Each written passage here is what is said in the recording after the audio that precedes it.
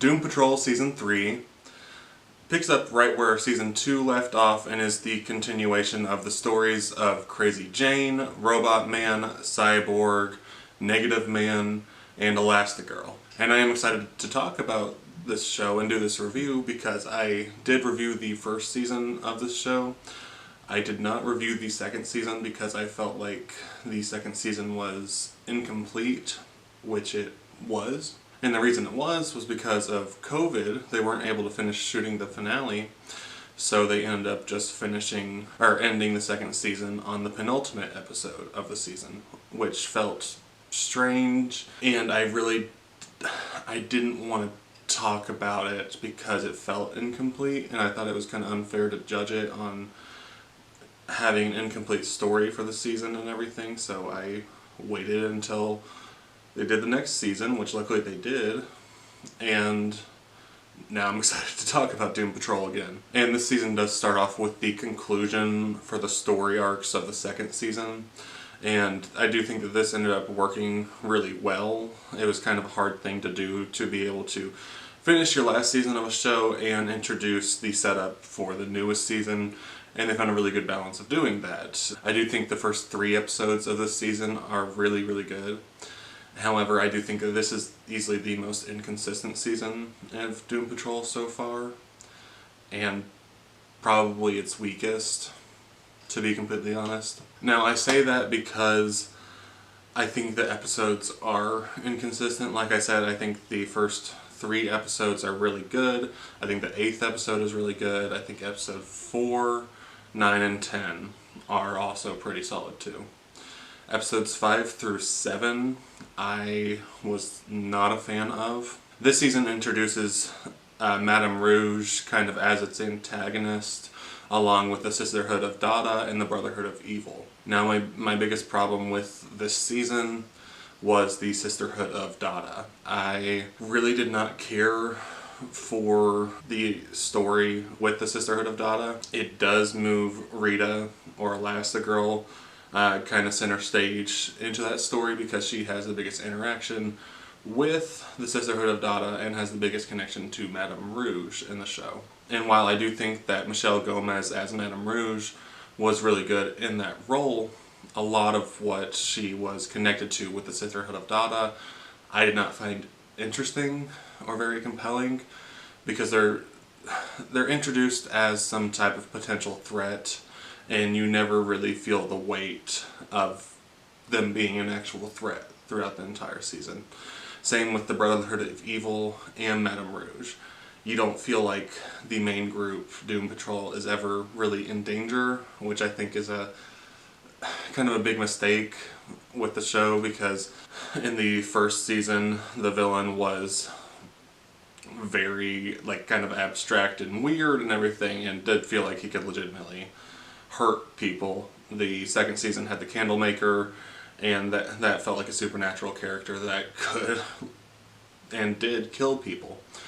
This season did not have any real antagonist threat, it didn't feel like. Unfortunately, with a superhero show, you never felt like the heroes of the story were ever under any real pressure or any real tension as far as that goes. My other biggest issue with this season is the character work. Now, I do like all of the characters, especially the main 5 characters of Doom Patrol. I think that the actors who play them are all really good. I still think the 2 best performances come from Brendan Fraser and Diane Guerrero. I think that those 2 are still the best in the show. I think that they're the most entertaining. I love having Brendan Fraser in the show because he is super charming as a Robotman, and when he's able to get a little bit of screen time, he's also fantastic in that. However, this season repeats the same arc for the second season.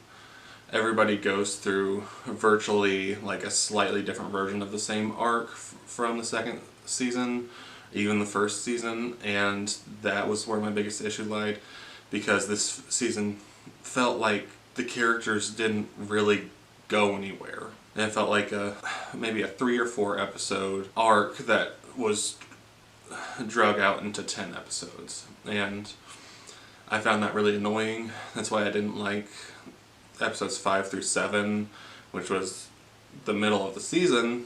And I think that that was a huge lull in the story. While there are good moments throughout it, and I wouldn't necessarily say they're bad, they're not interesting because you feel like you're going in a circle with these characters, and it gets kind of annoying because then you get to something like episode 8, which did a really fascinating thing to develop the characters further that I really liked. And I liked where that episode ended and where it was going, and then episode 9, the first half of it picked up with the same issues that were happening before the last episode, so it felt like the characters didn't actually grow. It feels like a lot of conversations, especially between Cyborg and his dad, while they are interesting, they feel extremely repetitive, and a lot of aspects of this season did feel that way. There's still a threat to the underground for Jane and everything. It's not the same type of threat as the previous season, but it also felt like a repeat of the previous season, but less intimidating. I like April Bowlby as Rita Farr. I think that she is great in the role. Rita herself, I've never felt like is a super compelling character. I do like where the character ends up by the end of this season, and that's one thing I do give credit to this season, is that the end of it, the 10th episode especially, does find a good way to resolve the character arcs, and it feels like they are moving forward now. However, one of the most annoying things with this show, and it was never an action-heavy show in the first place, is that they significantly downplay any action or any of the powers that any of the characters have.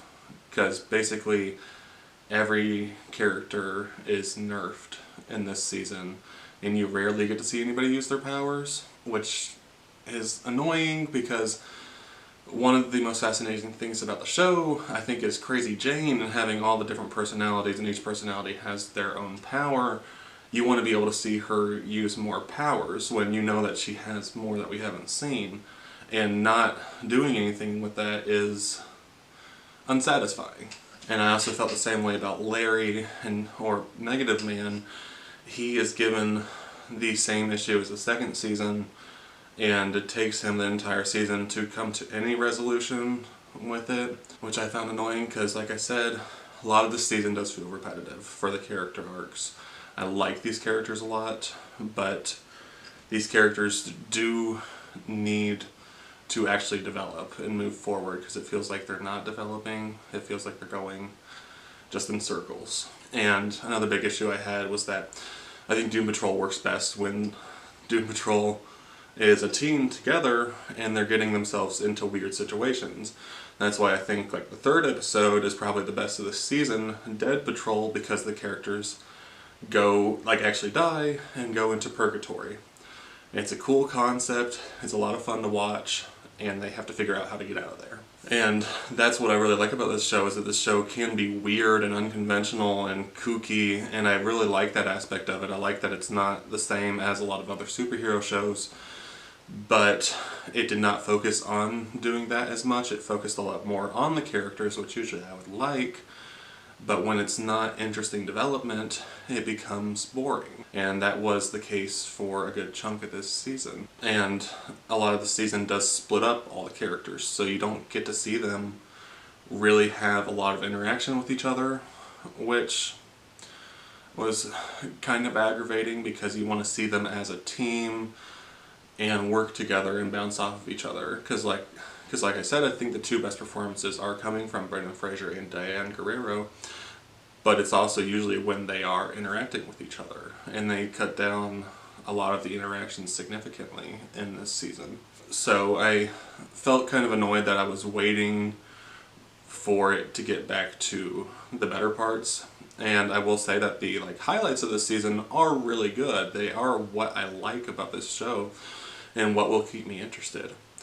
I also do think that the finale did a good job at actually putting them in a situation where I feel like I am excited to see the next season. and I really hope that the next season, season 4, will continue their arcs and actually keep them developed from where they are now instead of repeating their arcs. And while I do say this, I am being a little bit hard. Like I said, I do like what they do with Rita's character because she becomes more of her own person.